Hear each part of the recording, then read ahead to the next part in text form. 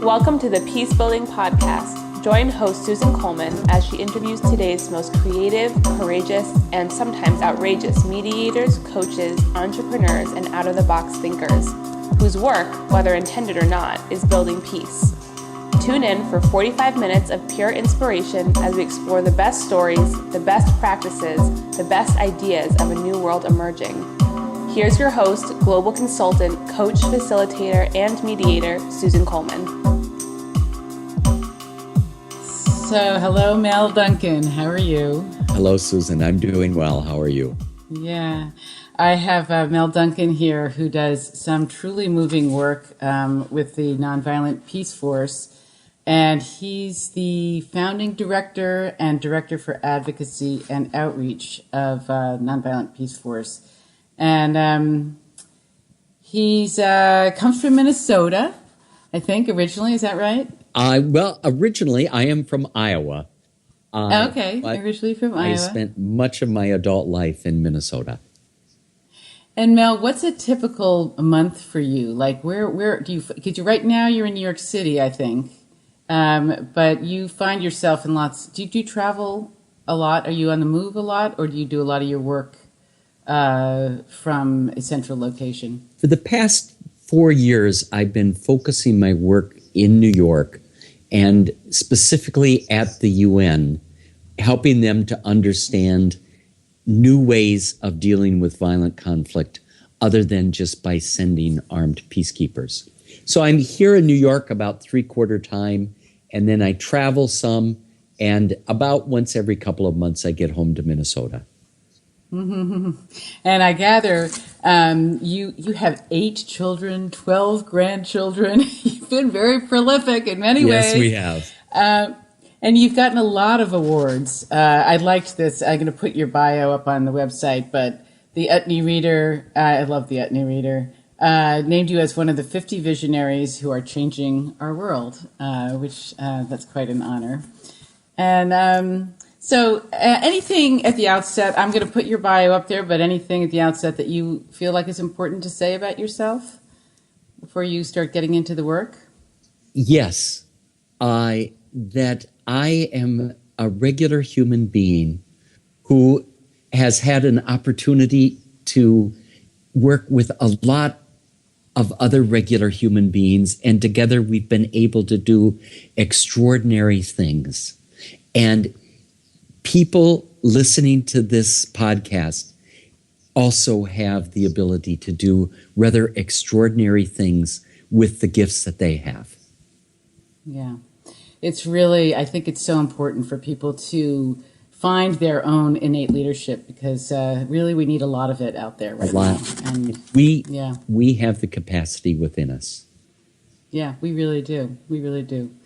So tell us, I just want to get right into this work because, we're always paying attention to time on these podcasts, and the work is really amazing. And so I know it's not just the work of Nonviolent Peace Force, it's broader than that. And could you tell us what the work is, and then maybe we could get into some stories about the kind of what you actually do and what kind of impact you think it has? Nonviolent Peace Force sends trained, unarmed civilian protectors to areas of violent conflict. And while we are there, we provide direct protection of civilians who are under threat because of war. And then we work with local people at the grassroots to deter further violence. And today, in modern day conflicts, 90+% of the casualties of war are civilians.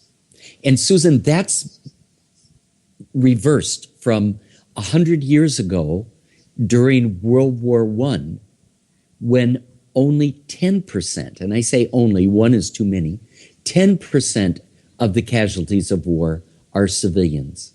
Now the vast majority of people injured and killed are civilians. And so it makes sense that as fellow civilians, that we work together to protect them and to stop the violence. And Mel, what percentage of those 90% are women and children? The vast majority. We find that women are targeted, are part of strategies of war. Gender-based violence, where we work, is on the rise, where women are intentionally gang raped to subdue, to terrorize populations. And so this is all part of a strategic plan in terms of making war. This isn't an issue of men going wild. This is strategic and planned to dominate peoples. And so there's very specific strategies that we can employ that will protect women against this kind of gender-based violence. And I gather when I was reading your case studies, which I think, can we put those up on the website along with this interview? Because I think of course they're really, really super interesting.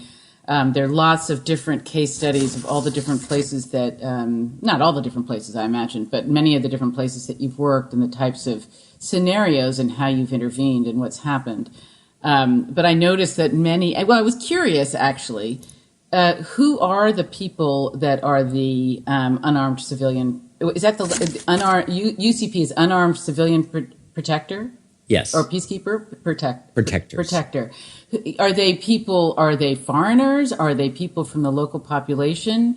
Who are the people that you that are doing the work actually on the ground? 50 to 60% of our civilian protectors come from the host country. And the other 40 to 50% come from throughout the world. So, for example, in South Sudan, where we have about 200 people on the ground, the internationals who are there come from 25 different countries. Wow. Mm-hmm. What's the age range of them? The age range is 25 to about 58, and the median age is right about 35. And how do they find you? How do they come to even know that you exist and want to do this kind of work? Recruitment is never an issue for us. We always have many more people. And they're all coming on a volunteer basis? No, they're paid. Oh, they're paid. Okay. Yes. Okay. We believe that this kind of work should be long-term. Yeah. And people should be able to support themselves and their families while doing it. And so our people in the field receive their board, their lodging, their transportation, their insurance, their training, their uniforms, and then typically will get about $2,000 stipend that they cannot spend in the field. So they send that home or they put it in a bank account and have that when their service is completed. And how long do people tend to work with you? It's usually about 2 years. Yeah, because it must be kind of hard. I mean, for anyone doing this, I don't know, or very hard. I've been in the UN peacekeeping missions, and I know how hard it is for them. And this, I'm just guessing, is even harder. Although I don't know. I mean, what your take would be on that?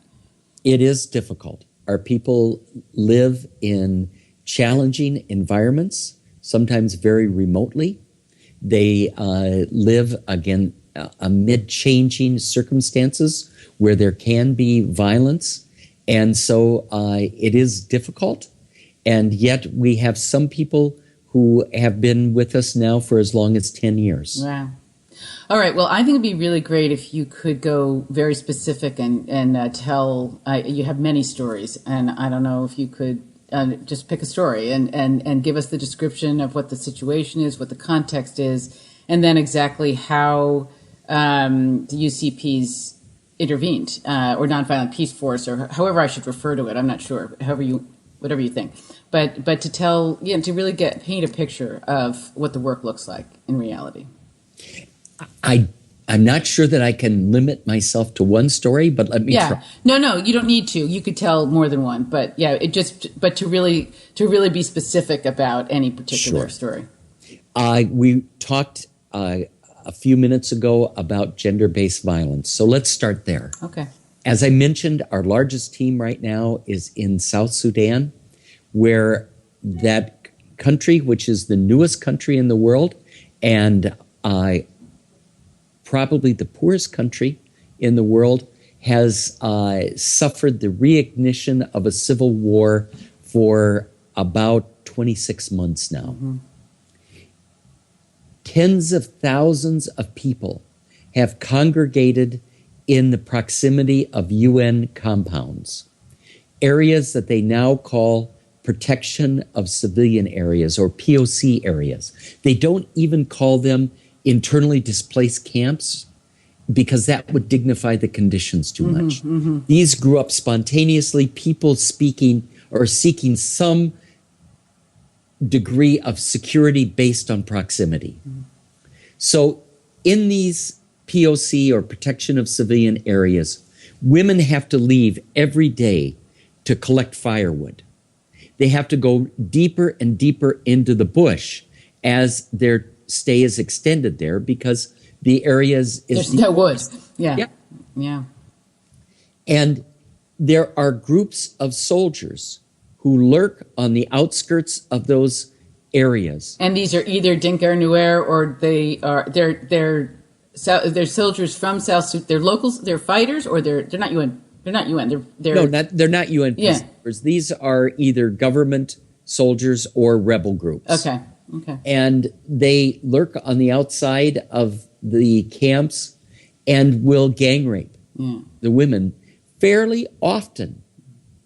The percentage of women who have to suffer from gender-based violence is just stunningly high. What we have found is that if 2 to 4 of our unarmed civilian protectors accompany 20 to 30 women as they go out on firewood patrol, they are left alone. The soldiers look the other way. Now, why would that be? Why wouldn't your people also, are they male, female? They're usually a mix of genders. Okay. Male and female, national and international. There's a number of reasons to why this works. Number one, we make it our business to communicate with all the armed groups. Mm-hmm. So in advance, they know who we are and why we're there. If we sneak up on somebody in the field, we haven't done our work. Yeah, okay. Are you identified by clothing in any way? We are well logoed. So, yes. Okay. We have uniforms and on our vehicles, and everybody knows that our people are from Nonviolent Peace Force.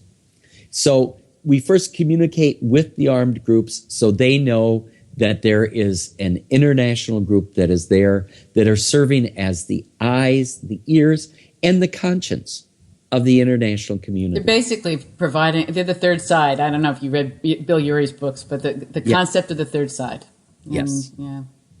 And so they, another reason that this works is that we find that people are hesitant to do these kinds of horrible acts in front of other people. And so if we can shine attention and light on the situation, those horrible deeds are less likely to happen. And Mel, why do you think this is a tactic of war versus simply is pathological behavior? I mean, it is pathological behavior. But, it is. But you're saying it's a tactic of war, and you're pretty certain of that.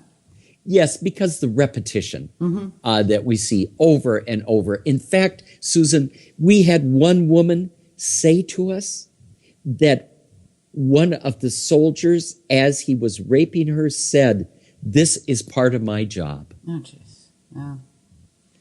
And they do it because it's a way to not only injure one person, but to spread domination and fear among an entire group, and therefore inhibit them and to lessen their ability to act and to have agency on their own behalf.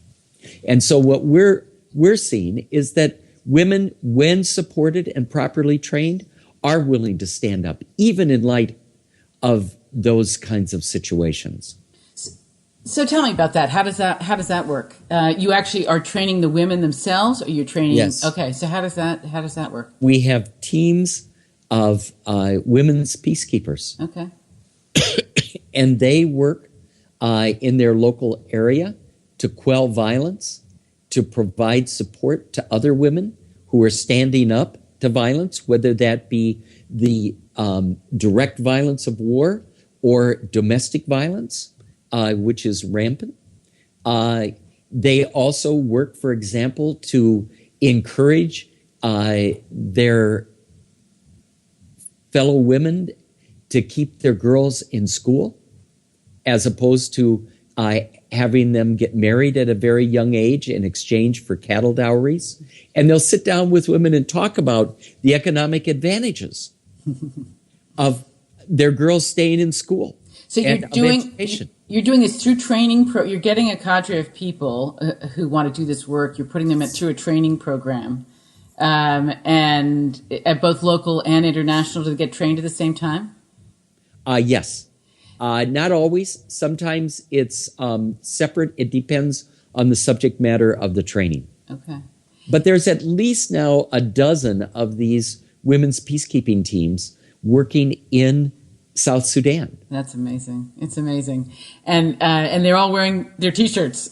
You bet. It's a little bit remindful of, and I don't know how much you were aware of when mediation first became such a big deal, all the school programs, and, in even in preschool, kids had, like little mediation T-shirts out on the playground. And so they were providing a third side out there with those kinds of situations. And it's, and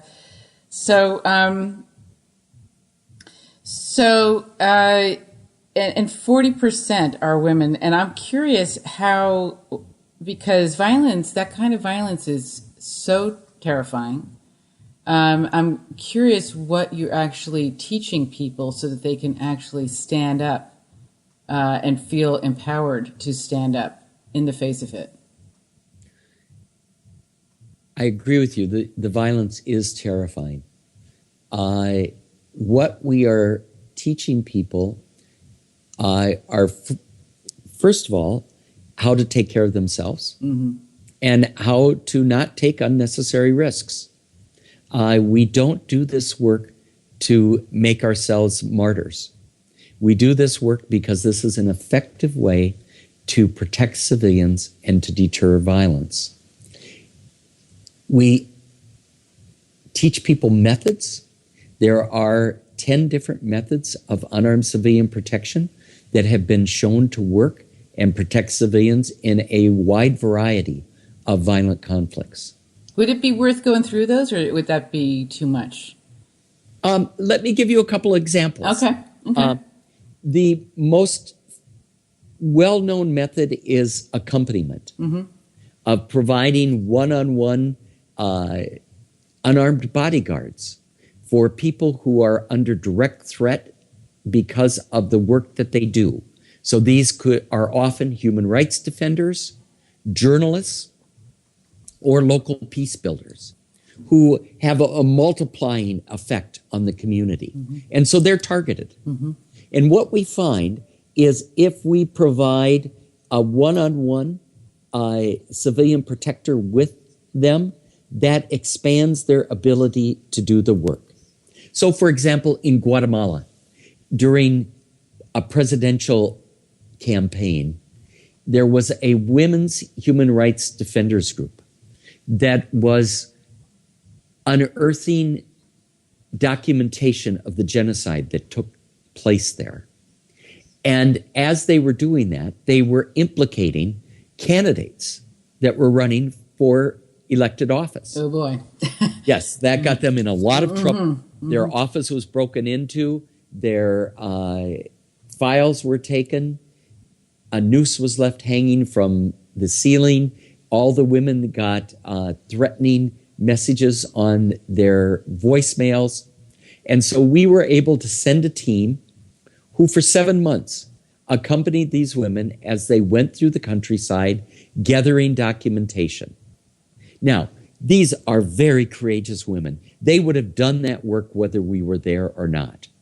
But by us being there and merely accompanying them, riding the buses, sitting in cafes, watching the doors, that extended their ability to do their work and their confidence to be able to focus on the work as they were doing it. What I don't get, Mel, is how you're seen. Are your folks seen as neutrals? Really? Yes. And how does that come to be? If you're only accompanying one side, how does that come to be? We will accompany anyone who's under threat from a violent conflict, anyone who's working on peace building, reconciliation, human rights. We are totally nonpartisan in the work that we do. But don't rebels, armed groups, don't they see you as getting in their way? I think not only rebels and armed groups sometimes see us as getting in the way, but also sometimes armed actors from governments see us as getting in the way. Yeah. At the same time, it's our business to keep channels of communication open between the groups. So let me give you an example. We have been in the Mindanao region of the Philippines since 2007. We are nonpartisan, which means that we maintain open channels of communication with the government of the Philippines, as well as the Moro Islamic Liberation Front, which has been the major armed actor there.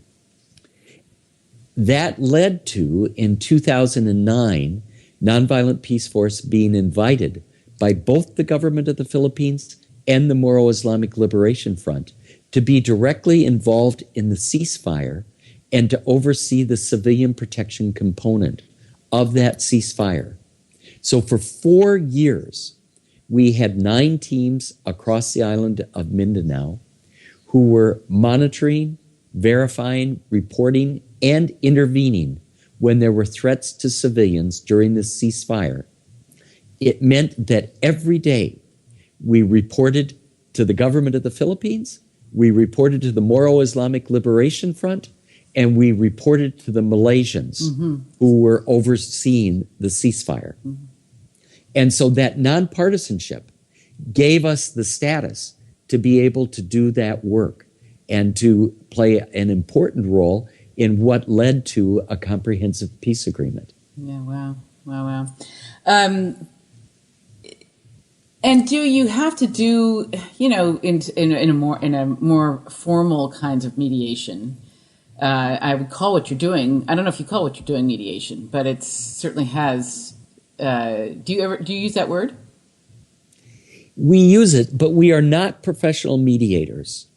At times, we do a lot of mediating because we are in very remote situations. So, an example, a conflict arose in South Sudan between cattle keepers and farmers. This is an age-old conflict, not only in South Sudan. The song "Don't Fence Me In" in the United States is about that same conflict. And in South Sudan, in the midst of a very volatile war, these conflicts take on much broader dimensions. And so a conflict arose between 2 groups. 76,000 people were displaced very quickly. A hospital was burned. A few houses were burned. And so we played a role of talking to the rival chiefs, of shuttling back and forth in very remote areas, sometimes walking through mud up to our knees, going back and forth, and at one point accompanying the local chief of one tribe to the area of another tribe. He didn't feel safe going alone, so we provided him with protective accompaniment. And for 3 days, we held the space. This was in a little church where the rival chiefs met. They had 300 of their men sitting outside during this time, sitting around a soccer field. That could have exploded. Absolutely. But holding that space Right. That's really that concept is such a powerful concept. I don't know if you're familiar with the process of open space. I am. Harrison Owen is going to come on the show. Actually, good. You know I don't know. He was the founder, but of course it emanated from a lot of other places that have been that kind of process has been going on forever. But simply that process of holding space is extremely, extremely powerful in terms of people knowing that there's a third side watching. So this was many, many hours from the Capitol. And the agreement that was reached set up new routes for the cattle keepers to herd their cattle.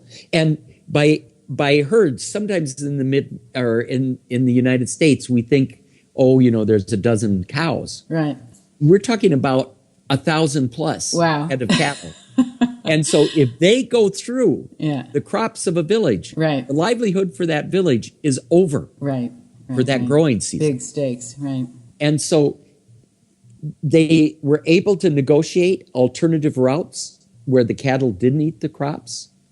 And then for the next 6 months, we accompanied the process. It required 115 interventions at the local level to make sure that things were being upheld, but no fighting broke out, and 76,000 people went home. Wow. So, Mel, there's so many different questions I want to ask you. I think I'm just going to follow up on the one thread that we've had going, which is the methodology. One is accompaniment. Another one is sort of, you don't call yourself mediators, but an informal kind of third side, nonpartisan. Are there other examples of the kinds of methodologies that you're using? Yes. Another methodology that we use very carefully is called interpositioning, where at times we will place ourselves between two conflicting parties, either to protect civilians who are caught in the middle or to provide a buffer. Now, we don't parachute in with rucksacks full of good intentions. This sounds very dangerous. We only do this after we have had strong communication with the conflicting sides. So going back to Mindanao, during that ceasefire, 2 armed patrols, one from the Armed Forces of the Philippines, one from the Moro Islamic Liberation Front, were converging upon a village of 1,000 people. The people started to panic. They started to pack up. They started to get ready to flee. The elders of that village called our team who were in the vicinity. Our team said that they would come, and en route during this modern age, you have the local commanders on speed dial. And so they called the local commander of the Armed Forces of the Philippines. They called the local commander of the Moro Islamic Liberation Front. They said, there must be a mistake. Wow. You guys all know about the ceasefire. We know that you want to honor that ceasefire. You've got a couple patrols that are within 500 meters of this village. As we know, that's a violation of the ceasefire. Furthermore, 1,000 people are packing right now and are about to flee, and we know that you don't want that to happen. So to make sure that doesn't happen, our team will go and stay in the village. And what are you doing about language? Are there enough people on your team that speak whatever language you're... Yes. Yes. And so we went to the village. We sat there. Both armed groups backed off, and 1,000 people stayed home. Wow. So that's an example of interposition. Amazing. The obvious question, how many do your people get hurt? We have been in the field now. Our first team went to Sri Lanka in 2003, so about 12 and a half years. And during that time, we have had 4 conflict-related injuries. No deaths? No deaths. No deaths, okay. As I said, we are not doing this to make ourselves martyrs. Right. At the same time, we do accept that in our line of work, some of us might get killed at some point. Right. We don't do it. I mean, life is precious to us, right. including our lives. Right, right. And so we have a very strict security protocol. We live and work in areas of violent conflict. At the same time, there are ways that we can mitigate those risks, and people are trained in that. And if they don't follow through, they are sent home. So, Mel, I think it'd be really interesting to hear a bit about the origins of this. How did it get going? And could you paint a little bit, just within, obviously, we don't have tons of time, but give us some sense of where this all, how this evolved. Well, that can be a long or a short answer. I came to it after being confronted in a class by a Sufi who told me that my role was to enter the heart of my enemy. And that led me into a deep pursuit of understanding how to work from a basis of unity as opposed to duality. As a community organizer, I had always worked on the premise of us versus them, good versus bad, right versus wrong. And I was being challenged right to my core to shed that illusion and to work from an understanding of our unity. That led me, I was on a sojourn, that led me to spend... I'm sorry, I'm curious, what kind of class were you in? It was a class on the mystics at a place called the University of Creation Spirituality, where we used open space technology. Oh, wow, okay. And it was a class on Rumi, the Persian poet. Lovely. And when the student's ready, the teachers appear. Isn't that the case? Yeah. And so from that point on, from the confrontation of that Sufi, I started looking at an understanding of our connectivity of all sentient beings. Mm-hmm. That led me a year later to a Buddhist monastery in southern France called Plum Village. Ah, yes. With a Vietnamese monk by the name of Thich Nat Hahn. Of course. Okay. Thich Nat Hahn challenged me about we are no longer at a place in history where we can afford to take sides. The stakes are too large. So it was on leaving Plum Village, riding on a bus in France, I wrote a reflection piece on a nonviolent peace force. Mm-hmm. Which didn't exist yet. Right. Yeah, it's just on how it might work. Mm-hmm, mm-hmm. This was in the late 1990s. Mm-hmm. That led me to a conference in The Hague called the Hague Appeal for Peace in May of 1999, where I met other people who shared this vision. And so over the next couple of years, we traveled around with this vague idea, learning from people what they were doing that was working to protect people in areas of violent conflict, and what might they need from well-trained, unarmed civilian protectors. The most important thing that we learned was that this was not a vision that had originated with me or any of the other core organizers, but this was a recurrent vision. Indeed, Gandhi had been working on the Shanti Sena, which is Sanskrit for peace army, when he was killed.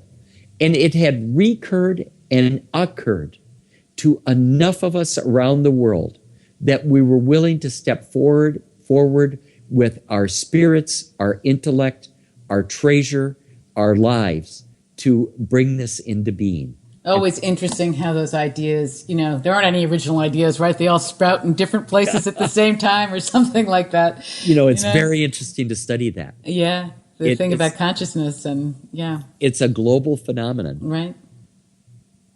So are there other organizations that are like yours doing the same kind of thing that got going at the same time? I know about the Peace Brigades. I don't really know much about them, but... are they similar? Are they?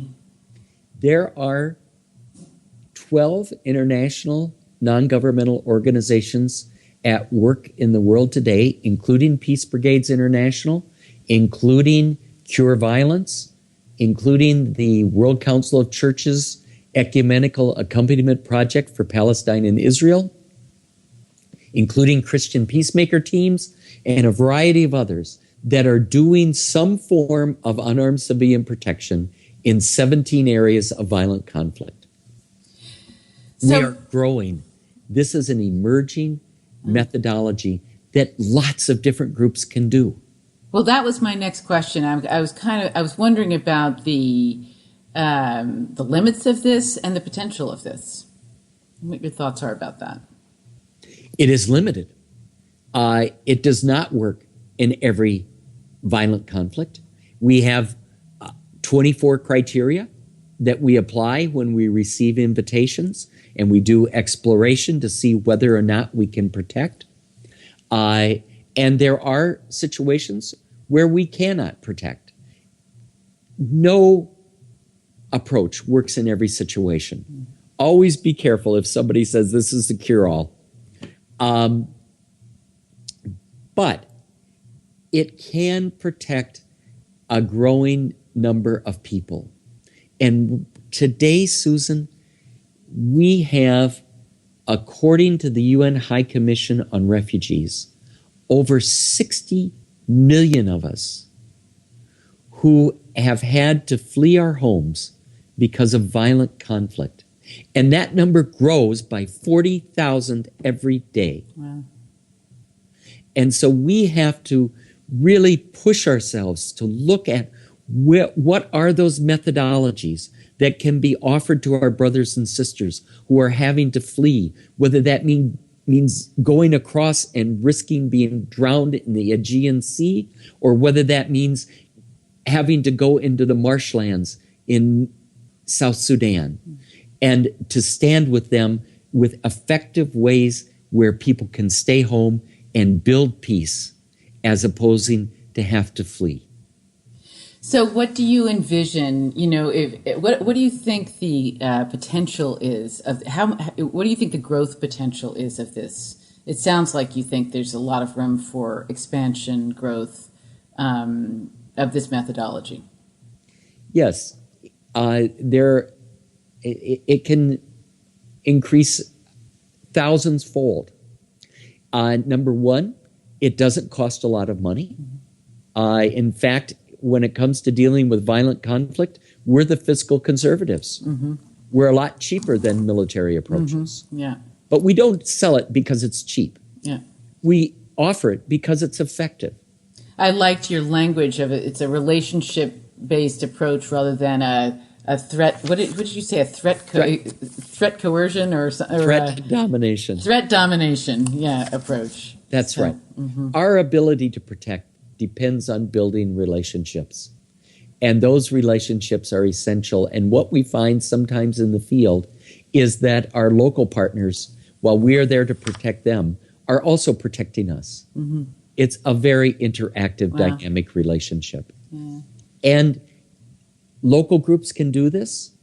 Now, people have to be properly trained and properly supervised, but we are putting together an online e-learning course that will be available this spring, that will be offered by the UN Training and Research Organization, UNITAR, where people can learn how to do this.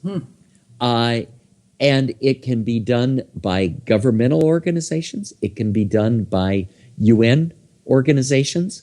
And we are finding that there is growing recognition. If people are interested in that, I gather there won't be a link right now, but if they went to your website later on, will they find a link to this course? You bet. In fact, earlier today, I was on a conference call with the team that's working, and we're almost done with putting the third module up.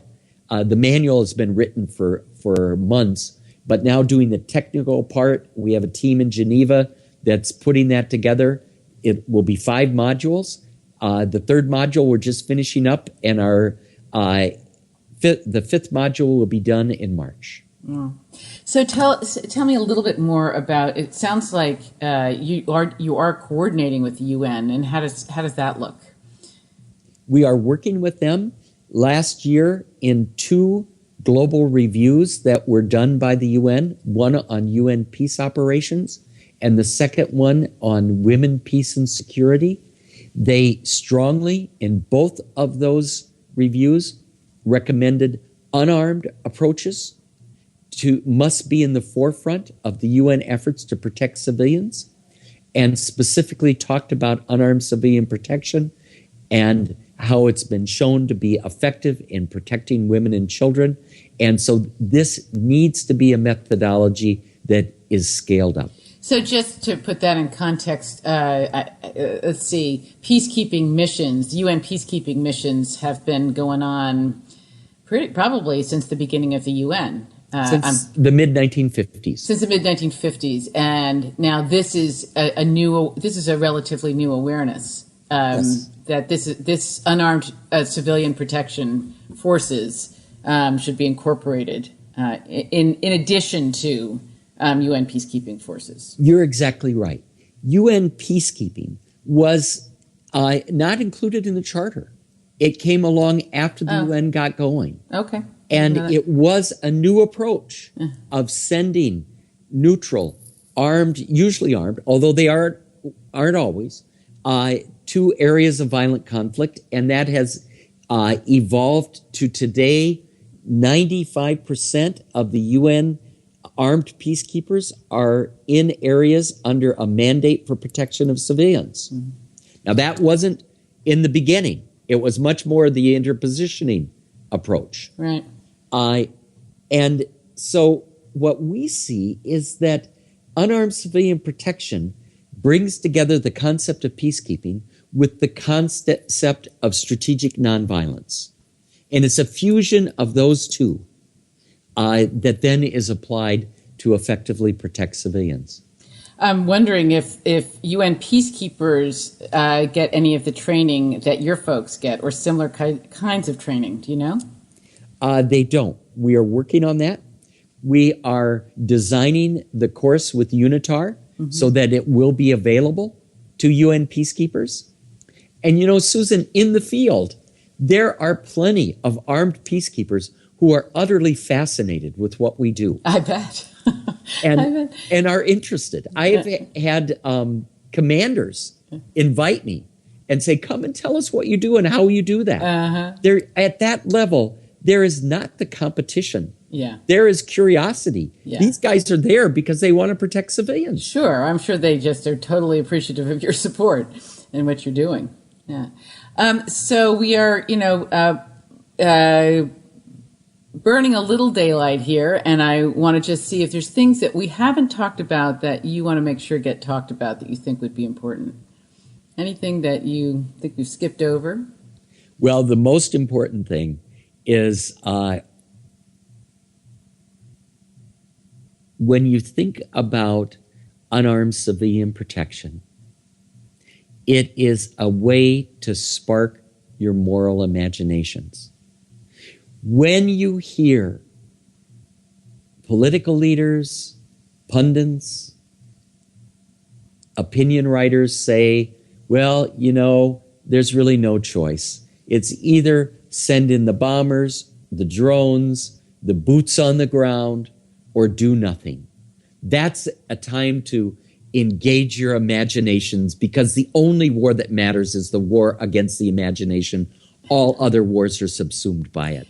Yeah, one of my favorite quotes, and I don't know who said it, but the absence of peace is a failure of imagination. That's right. And I just quoted, by the way, the poet Diane de Prima. Oh, okay. Okay. And so that when they say it's either send in the violence or do nothing, that's when to engage our imaginations and say, no, there's nonviolent peace force. Mm-hmm. There's unarmed civilian protection. There's peace building. There's mediation. There are all kinds of alternatives that go in between those two polarities. And today we see it, and it's bipartisan. If you watch in this country, in the United States, the political debates, whether it be the Republicans or the Democrats, they all agree that there has to be armed intervention. It's a matter of degree. Mm-hmm. And it's a matter of training versus boots on the ground versus drones, but nobody is talking about effective nonviolent approaches. How much, and this is my cynical self, but how much of that do you think is motivated by money that's made off of the arms trade? A huge amount. A huge amount. As some of the candidates are pointing out, money shapes our opinions. Money shapes our choices. When the majority of military commentators on television and radio, whether it be CBS or PBS, the majority of those commentators also have contracts with weapons makers. And so, of course, they have a message to deliver. And that message is armed approaches. Which is, I know you and I talked about this the other day. One of my motivations for this podcast was how tired I was of listening to the mainstream media talk about violent conflict, and that there's never any sunlight put on, these kinds of things, the kind of work that you're doing and other people are doing that are hugely constructive approaches to it versus something that is going to just simply exacerbate it or potentially exacerbate it. That's right. So the other thing, though, while we're on the subject of money, we thrive on the donations of individuals. And I am not shy about telling everyone listening, we need your money. Yeah. Whether that be $10 or $10,000. Go to our website, nonviolentpeaceforce.org. We thrive because of the prayers, the aspirations, the hopes, and the money of individuals around the world. Beautiful. It'll be there. So while we're on that topic too, for you, I'm sure you're not getting rich doing this work. What do you get out of it yourself personally? How has it impacted you as a human being?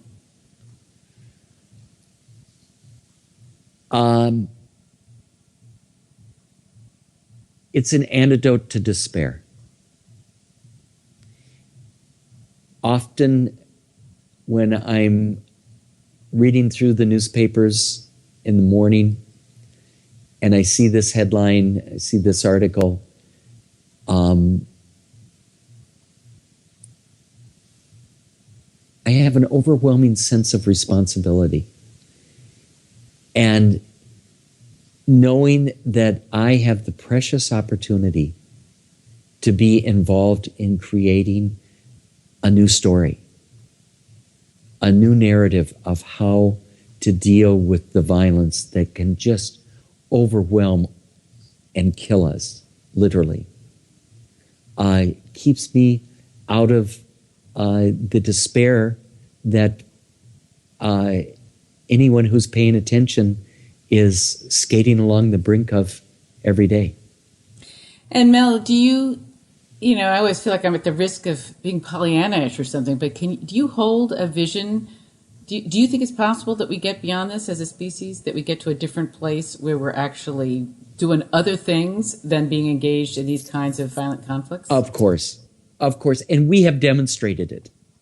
If you look at nuclear test ban, if you look at the abolition of slavery, and if you look at foot binding, there's all these practices. Now we can put an asterisk next to everything I said and say, yes, but it's still going on here and it's still going on there. We cannot lose sight of that. But we also have to know that it is no longer the international norm that it once was. Yeah. We do change as a species. Mm-hmm. It's a matter of what direction we want to go. Mm-hmm.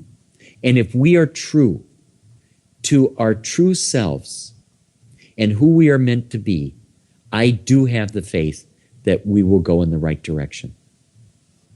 Yeah, there's a beautiful Gandhi quote to this, and I can't pull it up in my mind, but it speaks to exactly this, that over time things, in fact, really have gotten better. If you look at it, it really has gotten better. I do dimly perceive.